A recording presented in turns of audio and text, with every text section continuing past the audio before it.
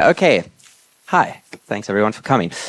Swift introduction, very quickly. I am the one who is called Jason, and I'm currently doing my PhD in philosophy on the phenomenology of psychedelic experiences.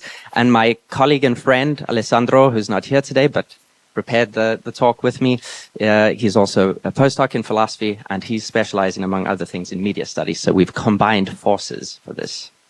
Right. So they're dangerous because they alter our perception of reality. Also, they're addictive. Once one's accustomed to them, it's impossible to stop, and it becomes difficult even to imagine life without them. And yet they've always existed, criticized by society. They're an essential part of it. You all know what I'm referring to. Of course, I'm talking about media.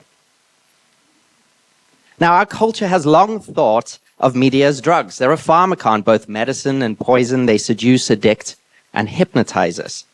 But we want to reverse this metaphor by arguing that classic psychedelic drugs are non-addictive media, and that the debate on psychedelics should be reframed as a discussion about psychedelics as multi-purpose tools and also as toys for purposeless play. Now, first of all, I'm going to propose a very brief and general definition of some key concepts. The broadest one is medium.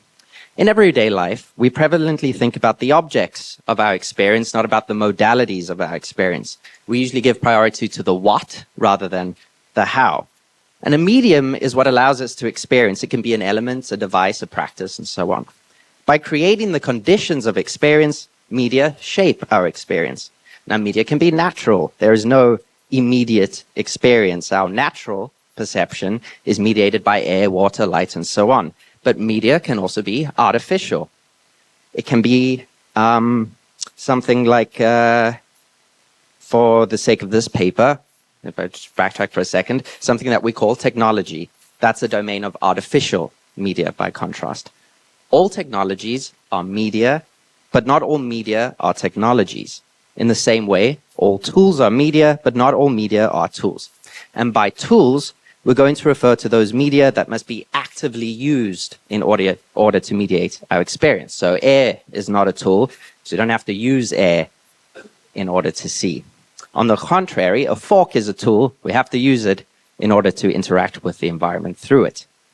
So this definition is still not sufficient. A tool, we have to add here, is a medium we have to actively use for some purpose other than the medium itself.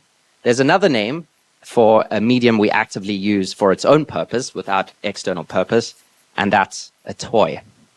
But before we get to what it means for something to be a toy, a little word on psychedelics. So if I'm going to be referring to psychedelics here, I mean the classics, LSD, psilocybin, mescaline, and DMT. Now the question, are psychedelics tools or toys?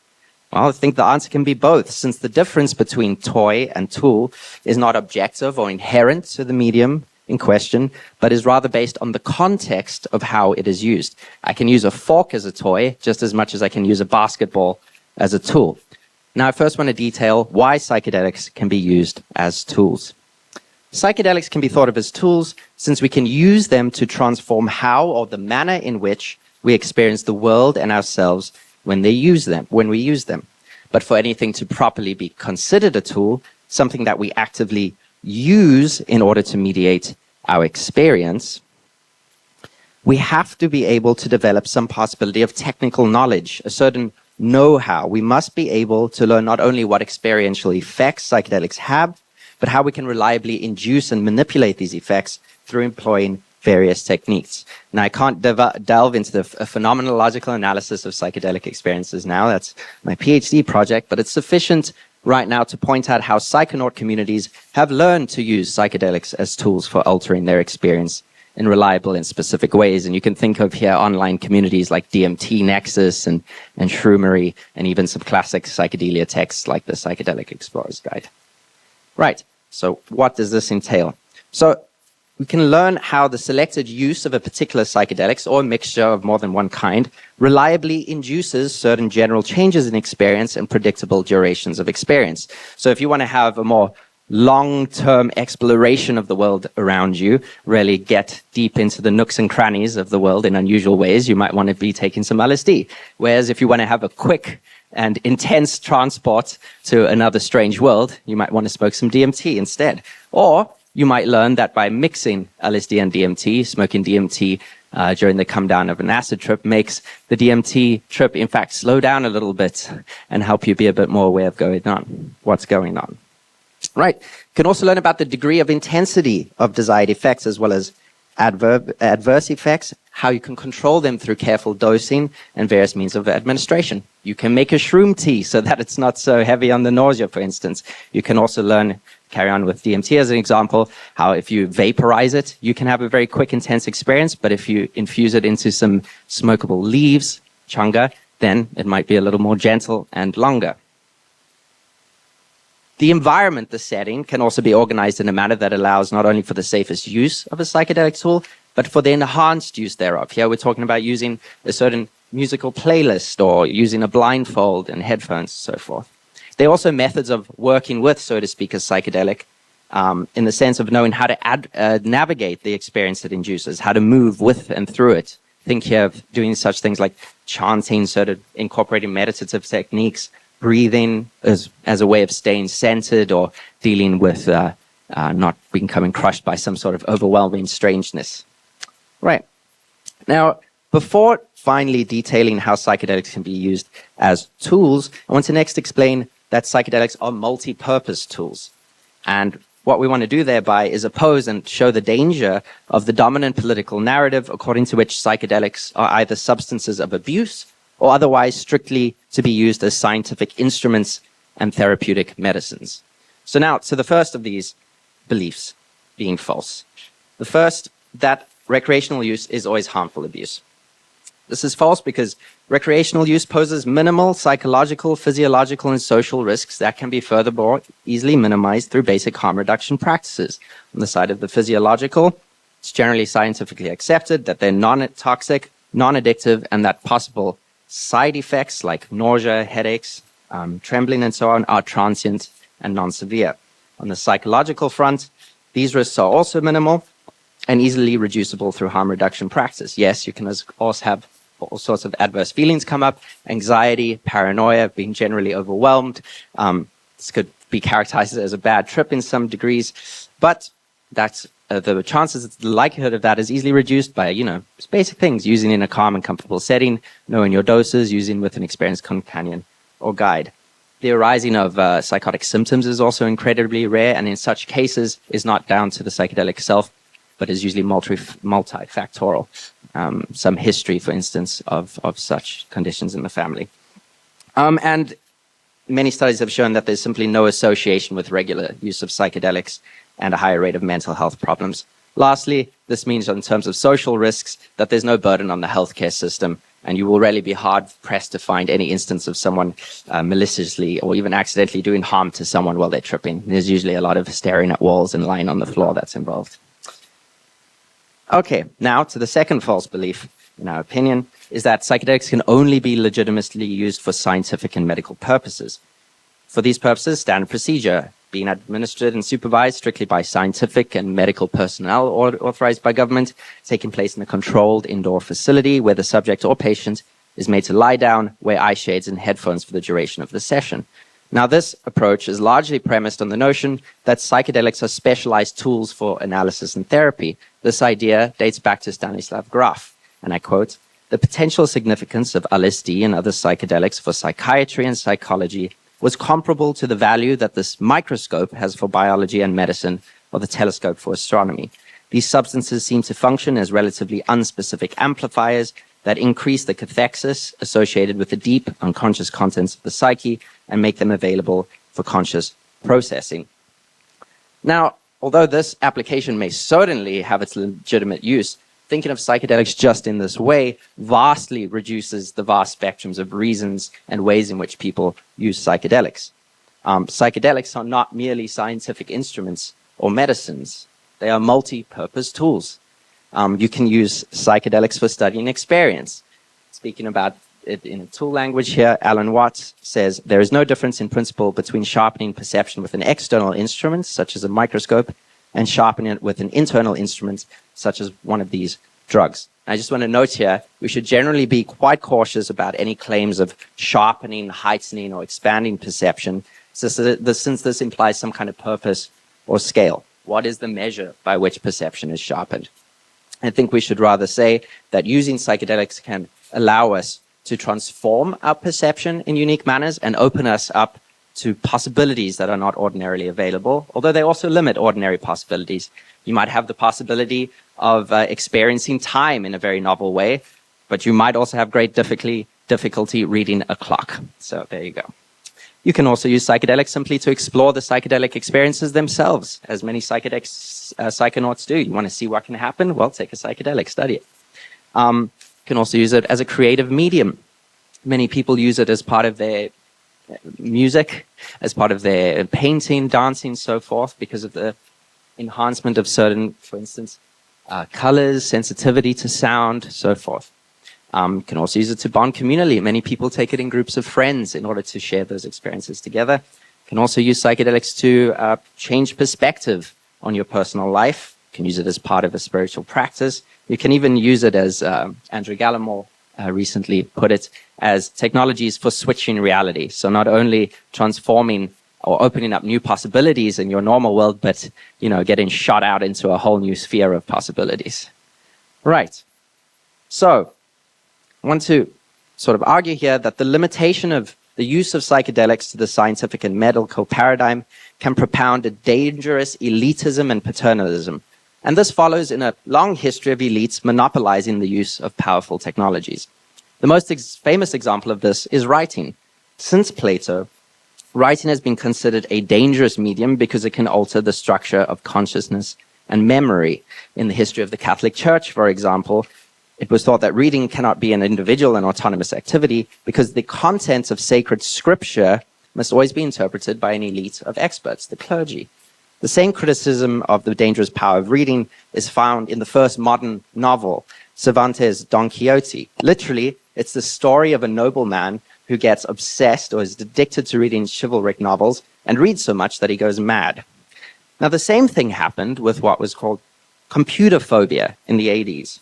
Whenever a new medium is implemented in the social fabric, a fear seems to emerge based on two intertwined elements: that the medium produces dangerous effects, addiction, alteration of consciousness, alienation, and that the medium cannot be used by the masses, who are supposedly incompetent. The consequence is that the use of the new technology is made the exclusive prerogative of an elite of experts. Now, in a letter written in 1973, Marshall McLuhan, who's the founder of media theory, called Timothy Leary the Homer of the electric age. According to McLuhan, the fear that erupted towards psychedelics hides a deeper fear of the new electric medium. And I quote, "How about Tim as the Ulysses of the inner trip, or the Homer of the electric age? Electric technology, by virtue of its immediate relation to our nervous system, is itself a sort of inner trip, with drugs playing the role of subplot or alternate mode. It may well appear, a few years hence, that the panic about psychedelic drugs relates less to the chemistry than to the hidden terrors which people feel in the presence of electric technology. It was the same with the onset of the radio age in the 20s, which inspired a booze panic." Now, following in this tradition of technological elitism, it's according to the elitist conception of psychedelics that public access to psychedelics should be restricted because the public is apparently too ignorant or irresponsible to be allowed to use them properly and safely. But by contrast to this, psychonaut communities have developed skillful techniques for using psychedelics, practical knowledge and support that is communally developed and freely shared. And I think DMT Nexus is a prime example of this. Here you can see a vast amount of examples of people practicing mutual aid through the sharing and co-development of harm reduction practices, extraction techniques, administration techniques, navigation of psychedelic experiences, communal experiments, trip reports, and developments of shared concepts. Now, a further issue, I will speed through this a little bit, that can be brought up here is a prevalent narrative in the psychedelic subculture that psychedelics are sacred plant medicines or entheogens, and that indigenous practices should be followed as the only proper ways to use them, lest one in some ways being sacrilegious. Now, I think this problematically entails first and most obviously, kind of cultural appropriation, just taking what you like out of context and not giving due credits to the people who developed it. Also a fallacious appeal to traditional authority, a narrow restriction of the use of psychedelics to religious, spiritual purposes and methods of use, as well as unjustified religious exceptionalism in those few countries where religious use is permitted, for instance, in the US with peyote, but recreational use is still prohibited for everyone else. Now, this is definitely not to say that nothing valuable can be learned from traditional uses of psychedelics. There definitely is. Only want to say that we do not have to restrict our reasons or ways of using psychedelics to any tradition in particular. Now we get to the fun bit, which is to argue that psychedelics are not only multi-purpose tools, but can also be used as toys for purposeless play. What does this mean? That means that without any utilitarian purpose, psychedelics can be used to enjoy the highly unusual and even novel ways in which they transform consciousness. Fun, pleasure, aesthetic enjoyment, as well as childlike curiosity, exploration, and wonder are what psychedelic use is widely and emphatically, wildly too, valued for bringing about. So I think you might think you can imagine there's a certain problem with scientific literature. Do a little thought experiment. If Mary's only knowledge of psychedelics were what she has gathered from reading scientific literature, I think it would be quite unlikely that Mary would ever reach the conclusion that the greatest majority of people around the world use psychedelics for fun. So in this way, psychedelic science can often be ironically sober, and it can perpetuate an oppressive capitalist mentality. What is good is what is productive. Using psychedelics for fun doesn't produce anything, therefore it has no value. People just having fun is seen as a danger to serious business. They have to be stopped from purely enjoying themselves so they continue to be productive and law-abiding citizens. I think what's going on at the moment to a large extent is that government and capital, realizing they can never win the war on drugs, good like stopping humans from tripping, through prohibitive force alone, are changing tactics. They are attempting to turn psychedelics into a panacea for all individual ills, trauma, addiction, and so forth, while both conveniently leaving the systemic causes of those ills unaddressed and repressing the revolutionary potential of recreational use through prohibition. This is a kind of attempt at capitalistic subsumption. But just having fun can be a revolutionary act if you live in a world where you have to be productive. And psychedelics can be dynamite to dogmatic thinking, but of course not necessarily so. I'll leave it open there. Right. So there's one last element to be taken into consideration here. And that's that the distinction between toy and tool is not a simple separation. There is a fundamental link between the two ways of interacting with a medium. We can use the technology for a specific purpose, but we can use that same technology for no other purpose than to use it, for fun, and therefore to play. Yet it is precisely by playing that we explore the potential of that same technology. It is through play without purpose that we become able to understand the true nature of the medium that we are using. Play, then, is not a useless experience insofar as it is an experience, a way of knowing, a way of getting to know ourselves, of learning how to move in a given technological environment.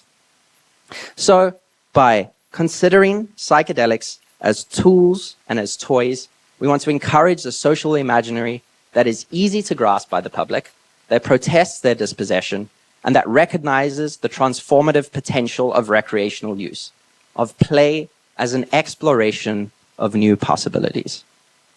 Thank you.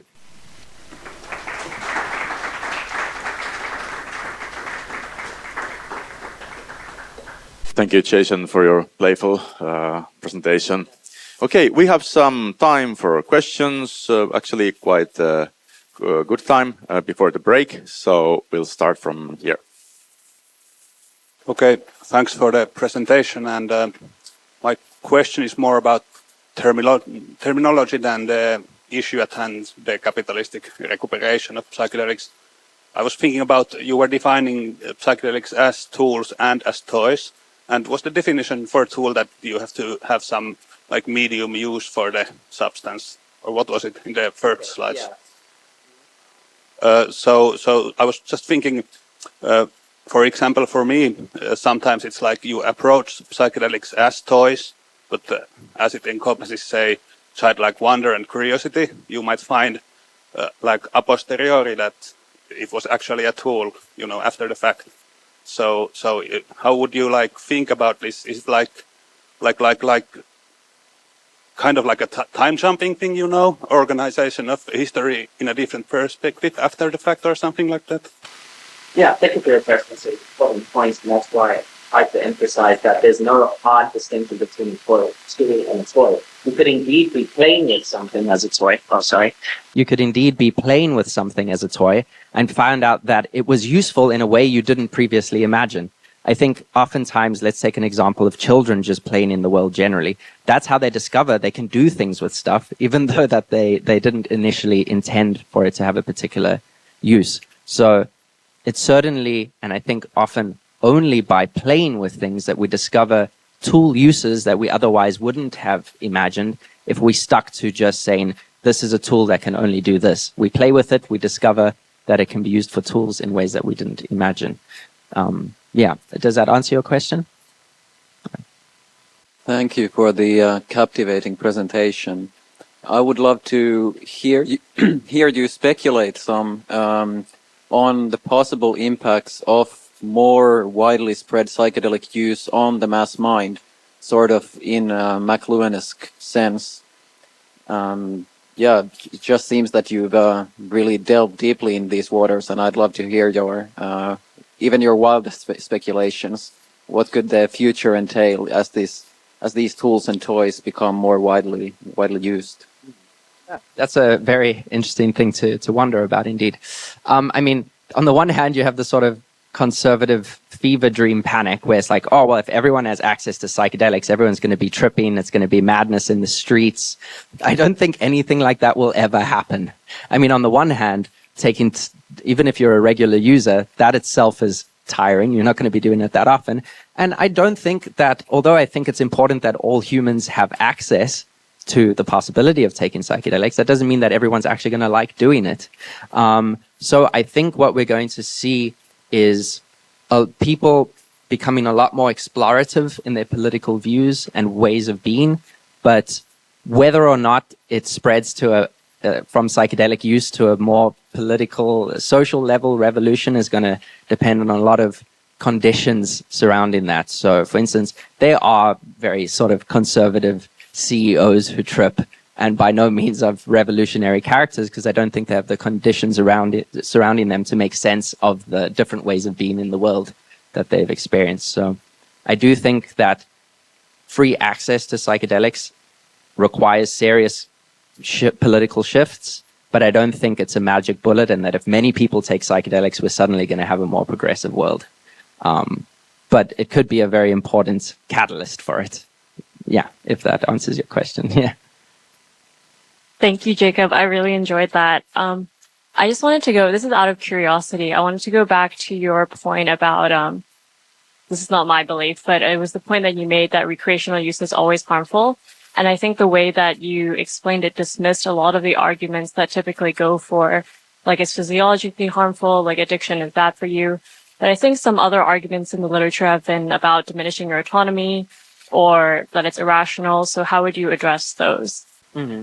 So the idea that a person tripping has less autonomy and is less rational, and therefore that's a bad thing? Yeah. And I don't think those are necessarily addressed by saying, like, it's not toxic or okay, like, sure. not addictive. Yeah. I mean, on the first point, I mean, is there any less autonomy than not being able to engage in different states? So I think that in the sense that psychedelics oftentimes force you to adopt new perspectives and new ways of thinking, it can in fact enable you to be more autonomous. And in terms of rationality, yes, of course, maybe by rationality understood as a very practically minded way of and logical way of thinking about the world, you might not be able to engage in that so well. But whoever said that was the only valuable way of being in the world and thinking about the world? Psychedelics allow you to think in novel ways, and that's creative and very helpful. I think the rationality paradigm is very much tied to the productive paradigm. You have to be able to logically set out how you're going to be productive and what the steps are. But why is that the only way of being human? I would respond like that. Okay, thank you. Thank you. it's interesting to consider psychedelics as a form of media, and I was then considering like the power of media revolutions on society and the impact of the last one, the social media revolution, which we are still like recovering from or trying to figure out the consequences of that societal shift. So maybe that's kind of a point for the elitism, kind of questioning maybe the fear is justified because we don't know the unknowable unknowns that we didn't know before the social media revolution. Because the intention of like bringing people together, like making world more open and connecting everybody, seems like good intention to have, but then we didn't know all the consequences that will come up from that. And maybe the question would be something like, are we sure the public is actually ready to use that technology, that media technology, or is it because of the social media companies and like the elitists that actually created the problem with the social media revolution? Something like that. Yeah, thanks for the question. It's interesting. So I would say, okay, let's imagine, and it is true, we can't predict what it would be like for many people to have access to psychedelics. But an elite group of people saying, therefore, we need to control it in certain ways, are presupposing that they know certain things that other people don't know about it. And if you take the example of social media, for instance, yes, there's a lot of bad things that's gone on with that, but that's largely as well because of elitists manipulating data, gathering data. It's not inherent to the use of the internet that people are bad people. It has a lot to do with the way in which elitists control flow of information and gather it. And I think the same is in terms of current prohibition. A lot of the risks of psychedelic use are based on prohibition. People are poorly educated because they're not permitted to be educated about harm reduction practices. So it's more of a problem. The danger has a lot to do with elitist control rather than free public access, I think. Yeah. Returning back to the toys part of your presentation, and I've been thinking about this a lot because I happened to come across a book called Idleness by Brian O'Connor. I think he's in Dublin. And the point of that book was that basically since the Enlightenment began, there's been this idea that idleness is not only bad, but it's a kind of existential threat to your personal being as a human being. If you're not fulfilling your potential and you're idle, you're not really being a human being even. And extrapolate from this, like a few hundred years, here we are. So there's quite a bit of a philosophical burden to the behind the idea that we should kind of play with toys in general and psychedelic toys in particular. I see that you have to wriggle your way out of this in all kinds of ways because of this this monkey on your back of idleness being categorically unacceptable. So I noticed that I'm very much in the tool camp here because I can understand that. But the toys part, you're going to probably have to do what you did today, find a use for the toy, making the toy a kind of tool, or toying around and then accidentally finding that it's a tool, or something like that. I'm very pessimistic about that argument, really, being sort of a home run, which in a way, so you can sort of dismantle all that. Do you see any other ways of arguing your way around the resistance against psychedelics as toys? Because I think there's going to be a lot of it. Yeah, thank you for your point. It's very intriguing. I think the easiest way, if someone is in this sort of idleness is bad mindset, dating back from the Enlightenment, is pretty deeply entrenched. I think the easiest way to convince people of the possibility of using psychedelics just for toy, just for the sheer enjoyment of experience, is to cite very common human instances that everyone would sound weird to say that's a bad thing to do. I mean, who would say something like just walking through a park and looking at the trees is, a bad ill. And I mean, you're not being productive. That's idle. What are you doing just walking around? Like, it would seem to cut out so much of what people basically, without thinking about it, accept as human. And is like lying on your couch, tripping balls, really that idle? I mean, anyone who's tripped has known that you're pretty busy. You might look pretty idle from the side because you're just staring at the ceiling, but there's a lot going on, So I think the idleness critique is based on an idea of productivity and a very narrow sense of what it means to do something. I would take that route. I don't know if it's convincing, but there you go. Yeah. Would be lovely to continue the discussion with this interesting theme, but we are running out of time. Thank you, Jason K. Day, for your wonderful presentation.